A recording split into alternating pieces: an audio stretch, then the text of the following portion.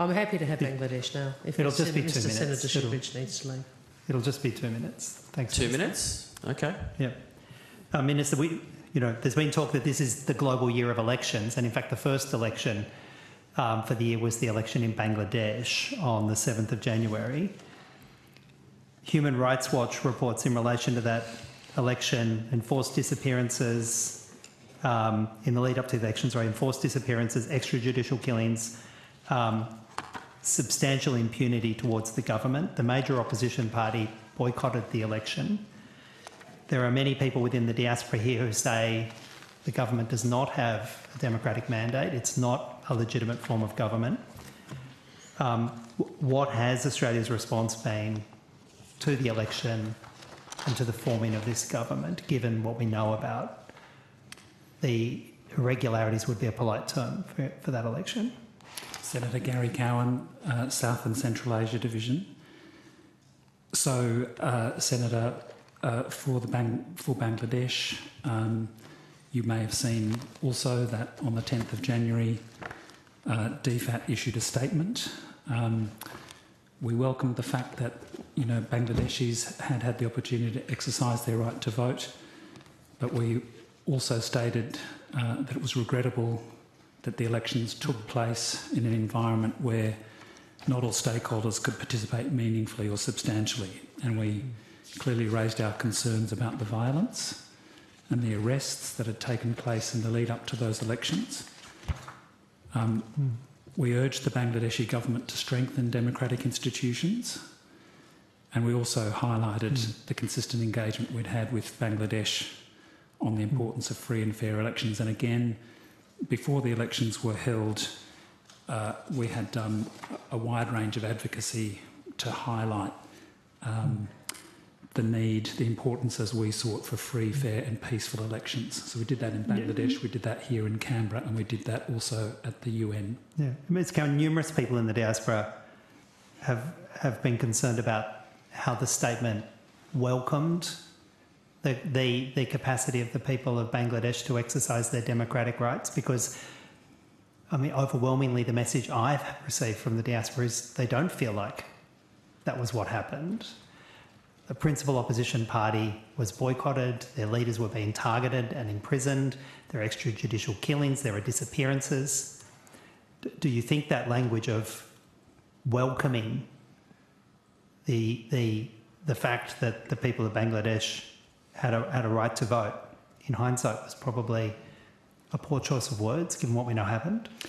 Senator, look, Bangladesh is a country of 170 million people.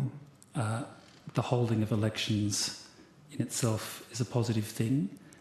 There were problems with this election that our statement referred to very, very clearly.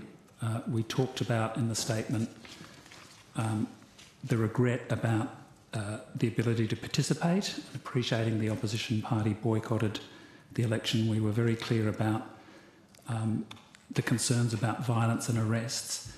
And at the same time, as I say, in the lead up to the elections, we had some 16 times or so since we last spoke about this, Senator, made representations throughout the Bangladeshi system, including to the Prime Minister and a series of ministers. We'd also been clear in statements from our mission in Bangladesh about what we needed to see in the election.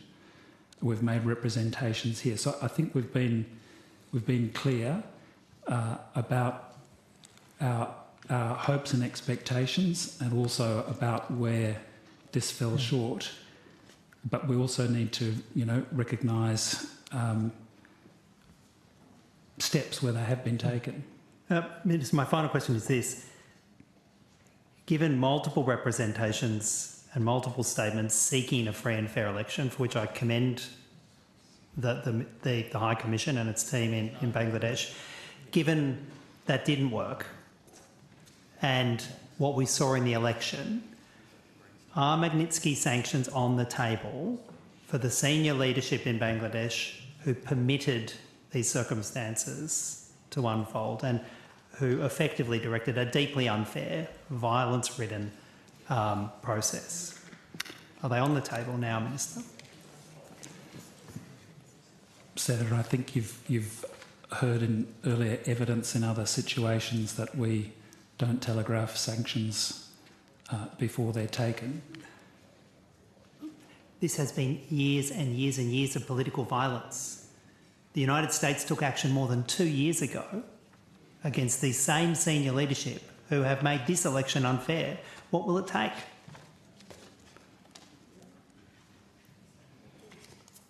Senator, sanctions are one element of a suite of broader measures, and we don't signal in advance where we will take sanctions.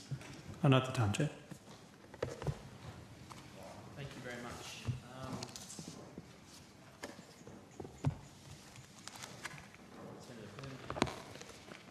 Thanks, Chair. Some issues from this morning that I might go back to later if we have time, but I'll keep us closer to home in the Pacific to start off with, please. Thanks, Ms. Peake and team. Just following on from Senator Shoebridge in relation to the Australia